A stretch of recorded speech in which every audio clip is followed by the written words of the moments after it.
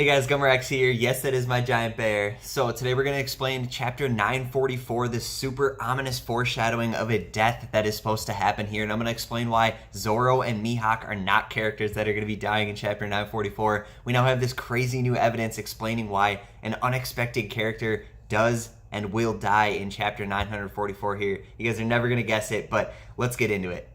So essentially we have this cover page that has been bringing all of this ominous foreshadowing of a death in chapter 944. We have Zoro sitting on this tomb, and we see 944. The cross tombstone in front of it also has 944. So a lot of people were thinking that Zoro was going to die simply because he was sitting on this tombstone. Pretty weak stuff here, you guys. Or they were thinking because it is a cross and there are zombies that are associated with Thriller Bark, that maybe it's Mihawk and that's who's associated to die, and Shiryu of the Rain is actually going to take out Mihawk in 944. But you guys, these are all very far reaches and they're pretty ridiculous. And a lot of people are forgetting about this December 20th here, you guys. It's very crucial to figuring out who is actually going to die and why this ominous foreshadowing here we see on this cover page will come true for a certain character. But I want to jump back to way back in chapter 520 here. We have this foreshadowing that really got people trusting in the cover pages to actually be adding to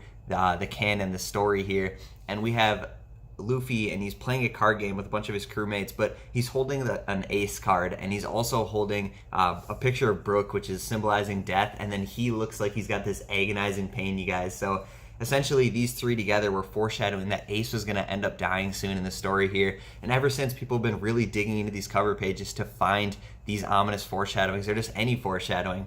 And now we have Zoro sitting on a tomb that says 944, but a full date that says December 20th, 944. And when we actually dig a little bit further into this date, we find some amazing things, you guys, in real life history. So December 20th, 944 is when this very influential character back in Egypt actually died, you guys. Yes, this Egyptian viceroy way back in this date died, but what's important about him is he was one, a viceroy, which has a ton of meaning and foreshadowing and connections to Cobra, but two, he was actually plotting against the British government here, and people believe that he was building up the Egyptians and the Sudanese to bring this central power to help overthrow the British government. And that's kind of what Cobra is being foreshadowed to do in the One Piece series right now. We see him at the Reverie, and he's wiling people up, essentially. He could either be working with the revolutionaries directly or helping the Straw Hats, but the Gorosei are extremely suspicious of him.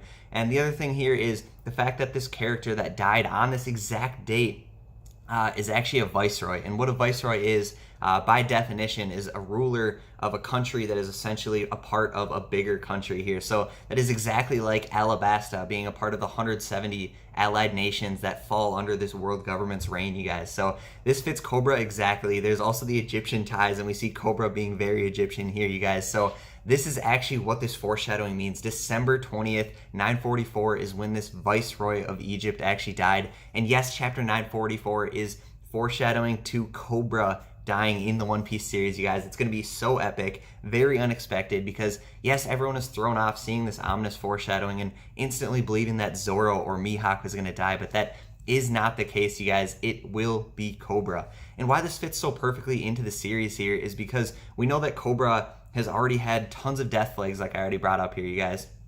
Cobra essentially has this disease that's already been killing him. He's been in a wheelchair recently because this disease is bringing him so close to his death. He's already been called a traitor by the Gorosei. It's another flag here. We have way back Reverie flashback when he was actually arguing, causing problems.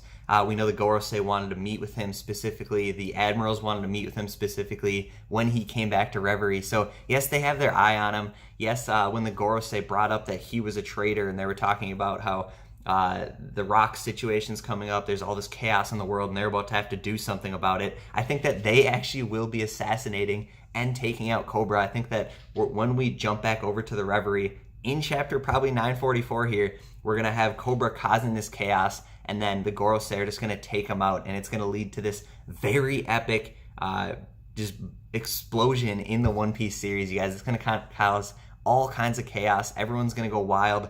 They're going to be trapped in Mary Joie. People are going to be trying to escape, trying to fight back.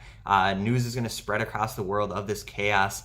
It's going to be pretty intense, you guys, to see. So ultimately, what do you guys think?